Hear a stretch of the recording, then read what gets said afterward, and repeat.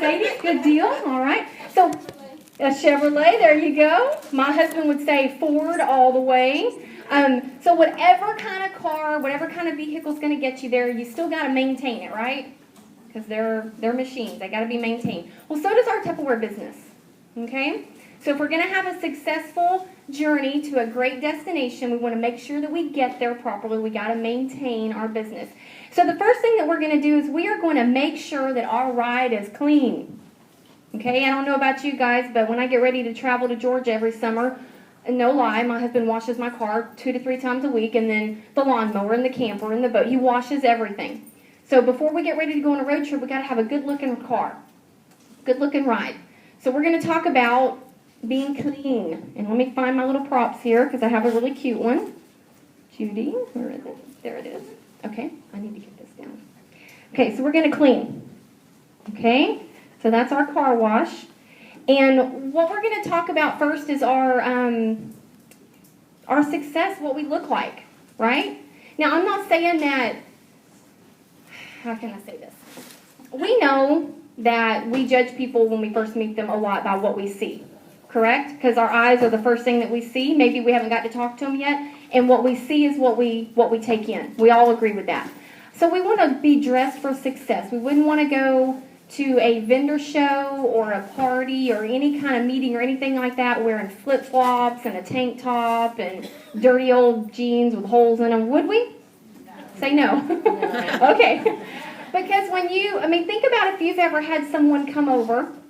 Let's say a guy's going to come over and he's going to install or try to sell you an alarm system for your house. If he showed up with grease on his hands, he's not a mechanic, but he had grease on his hands, and he was scruffy looking, unshaved, hair a mess, and maybe he smelled like garbage, or maybe he didn't smell, we won't go that far. Would you be a little bit leery about letting him in your house? Yes. You'd be like, well, he doesn't look like a alarm salesman guy. He kind of looks like he's been working out in the yard, right? So we want to fit our appearance with what our position is. Okay? When we go to someone's home, we want to be really nice and presentable because not only are we going there to sell some fantastic Tupperware, but what else are we going there to offer them? The opportunity, right? So they're going to want what you have to show them that you have. Not talking materialistic things, talking about the opportunity of business and how you can present yourself. There's a lot of women out there that they're home with kids all day. And they just want to put some makeup on and put some high heels on and go visit with some grown-ups for a couple hours at a Tupperware party. So I think that we can help people with that. Not only do we want to fit the appearance, but we also want our vehicle to fit the appearance. Now hear me out on this, okay? Because I'm not saying you have to go buy a brand new car. But let's say you go mudding over the weekend, and then you have a Tupperware party. You don't want to show up at the Tupperware party with mud all over the windows and doors parked in the driveway. Because who's the first person at that party? We are, right? Because we got to get there first. We got to get set up. So everybody that comes in after, all the guests, they're going to see your car. Right? They're going to see your car, right? Especially if you have your sticker on the back that says, Brandy's Tupperware business and all that. And they're seeing Brandy's car with all kinds of Coke bottles in the floor and dirty diapers in the back seat. I'm just kidding. Thank you, Cindy Tattletale. So you want to fit the part that you're trying to offer there, okay? So you want to get your ride clean. Now, number 2, what would we do next when we're getting ready to go on a road trip? We would top off the gas tank, right? So I got my gas can here. We're going to top off the gas because we got to make sure that our ride is completely full so we don't have to stop in 2 hours, okay? And we got to make sure that our fuel tanks are always full for our business to be a success. And what would fuel our business? Rallies. Give that lady a ticket. Rallies.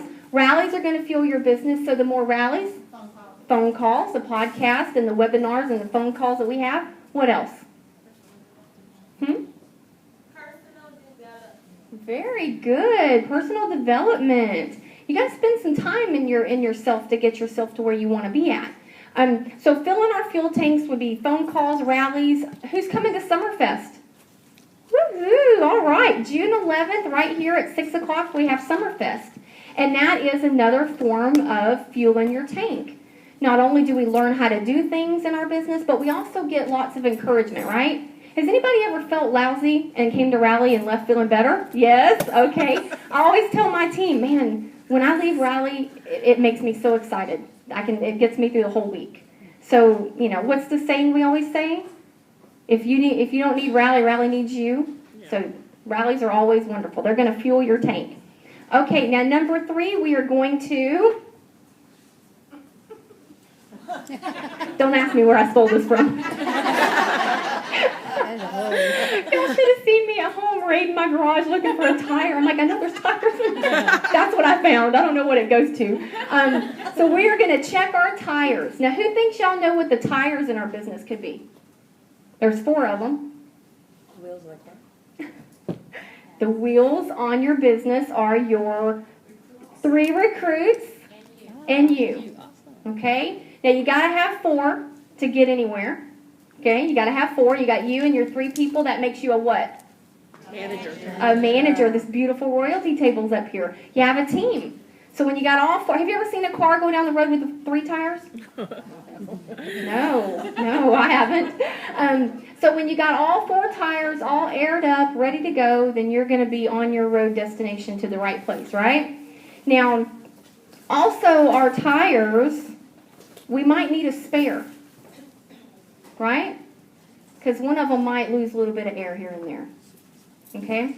So we always want to have our spare tires coming in, rolling in, because tires get wore out sometimes and we have to take them in and get them replaced. You have to check them all the time. So that's just showing you that you always got to have some new faces coming into your business.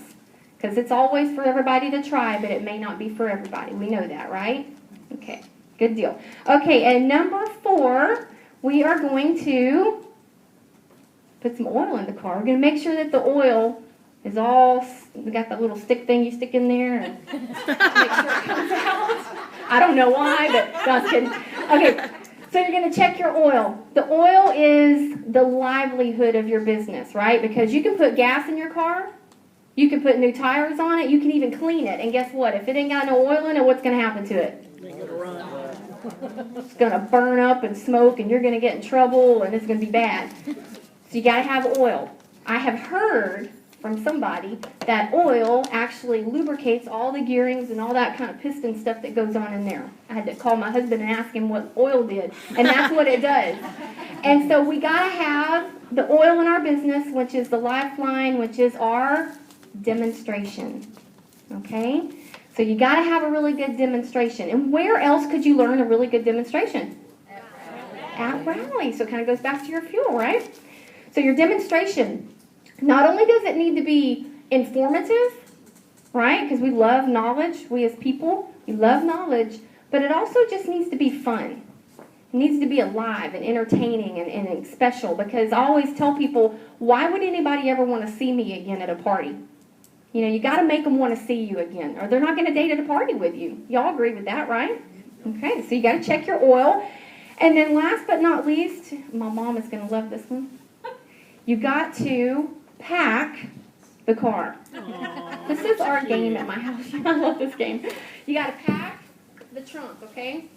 So we got our suitcase and a chair. I'm not sure why we got a chair there, but we're going to pack the trunk, okay? You got to pack the car up, and packing up your car represents, when you get ready to go on your road destination, Judy, Docker. Hold. It's funny, it's my daughter. 20 years in Tupperware on rallies on Monday night. There you go. That Angela. Okay, so back to my training here, so I was rudely interrupted. Okay, so we're going to pack the car. Packing the car in your Tupperware business represents packing that date book. Okay, because if you don't have a packed date book, what's going to happen? Run out of gas. Yeah, you're going to run out of gas quickly. Right. So when you get ready to pack your car, sometimes you have to pull things out, right, that you stuffed in there first, because the stuff on the ground's not fitting. So you take some stuff out, you rearrange it, you put it back in there a different way, right? Y'all have done that before. So it takes some fancy maneuvering sometimes. You have to step back and look at the bigger picture. You have to rearrange things. Sometimes you might even have to go get a different bag. So that point to that is, with our Tupperware businesses, and we're going to pack our schedules and we're going to fill our date books, Sometimes it's going to take a little bit of fancy footwork. We might have to move a few things around. Might have to take a step back and look at the bigger picture. But then once you get it all in perspective, if you had to repack that car again, would you be able to do it like that? You would know exactly where everything goes and how to fit it in there perfectly. And that's a lot like our date books. We need to schedule our time accordingly to our lives. But we also, if we're going to treat this like a business and get business-like results, we have to run it like a business. And you would never say, my store is going to be closed on the biggest Saturday of the entire year, would you? You'd say, my business is going to be open because that's the day I'm going to make the most money. That's the day I'm going to meet the most people. And we have to do that with our date books as well. We have to flip-flop, like Judy just said. For how many years her daughter knows she's here on Monday nights? How many of your family members know this is where you are on Monday nights, right? A lot of us, our family members know Saturdays we're partying. Some of us, maybe it's Wednesdays we're partying. But if your business will flow a whole lot better if you get a set schedule and you stick with it, just like if somebody gave you a schedule at a real job. Oh, I shiver thinking about one of those things. Like, no, please don't. So, packing your date book, just a really quick recap. You're going to clean your car, you're going to clean up your business, make sure it looks good. You're going to top off your tank with your fuel. You're going to check your tires and make sure you got all 4 of them because you can't get anywhere without your 4.